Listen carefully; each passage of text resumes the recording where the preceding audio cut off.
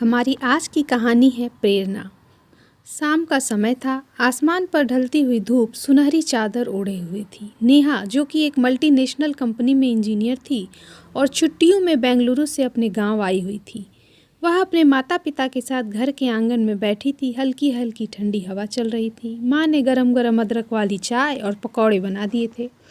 नेहा की हंसी पूरे आंगन में गूंज रही थी जब वह अपने ऑफिस के मज़ेदार किस्से सुना रही थी। उसके पापा भी मुस्कुरा रहे थे और माँ बीच बीच में टोक कर हंसी में शामिल हो रही थी। तभी इस खुशनुमा माहौल के बीच नेहा की ताई जी यानी पिताजी की भाभी अचानक दरवाजे पर आ पहुंची। उनके चेहरे पर गर्व की मुस्कान थी और आंखों में चमक। अरे वाह ताई जी, आइए आइए बैठिए, नेहा ने कहा और ताई जी के लिए कुर्सी खींच दी। ताई जी ने बैठते ही कहना शुरू किया, अरे नेहा बिटिया, तू कब आई? वैसे मैं भी तो यहाँ नहीं थी, मायके गई थी। तुम लोगों को पता है मेरे मायके में मेरी भतीजी की शादी हुई है। डॉक्टर है वो, और क्या शान से हुई है उसकी शादी।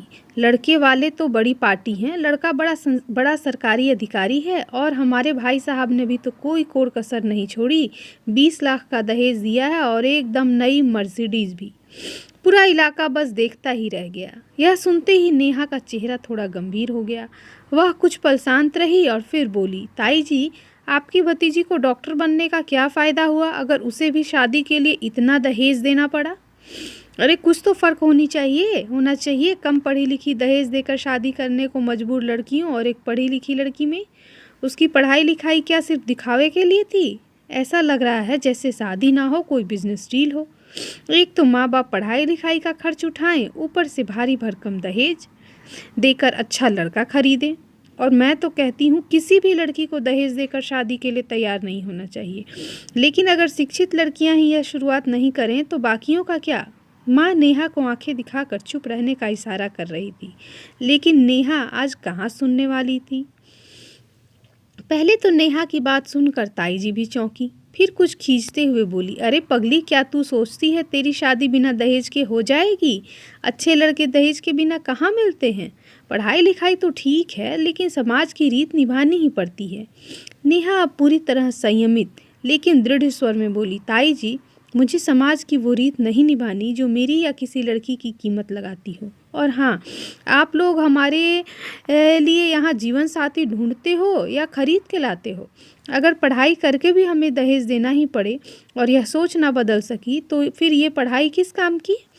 ताई जी को नेहा का यूं ढिठाई से जवाब देना कुछ अच्छा नहीं लगा। वातावरण थोड़ा तनावपूर्ण हो गया। ताई जी कुछ देर बुदबुदाती रहीं, फिर बहस को टालते हुए चाय पीने लगीं। समय बीतता गया।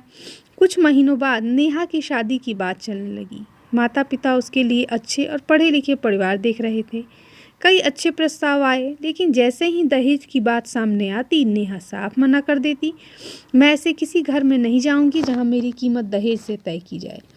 वह हर बार यही कहती। माँ पापा थोड़े चिंतित हो जाते, पर नेहा का आत्मविश्वास उन्हें ढांढस देता। फिर एक दिन एक इंजीनियर लड़के का रिश्ता आया। लड़का अमेरिका में नौकरी करता था। परिवार शिक्षित और समझदार था। जब बातचीत के दौरान नेहा के पापा ने दहेज की बात छेड़ी तो लड़के के पिताजी ने मुस्कुराकर कहा, हमें अपनी बहू चाहिए, उसका करियर, उसके संस्कार। भगवान का दिया काफ़ी कुछ है हमारे पास, दहेज की हमें कोई ज़रूरत नहीं। आज नेहा के माता पिता काफ़ी खुश थे। अब नेहा के पास में भी शादी के लिए मना करने की कोई वजह नहीं थी। वह शादी के लिए तैयार हो गई।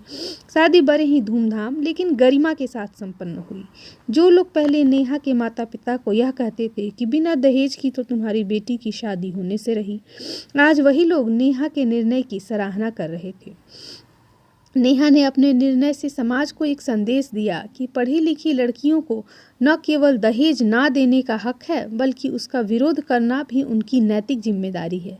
और इस तरह नेहा केवल एक बहू नहीं बनी, वह बदलाव की एक प्रेरणा बन गई। उसे देखकर आसपास की कई लड़कियों ने भी आगे पढ़ लिख कर अपने पैरों पर खड़ा होने और बिना दहेज की शादी करने का फैसला किया।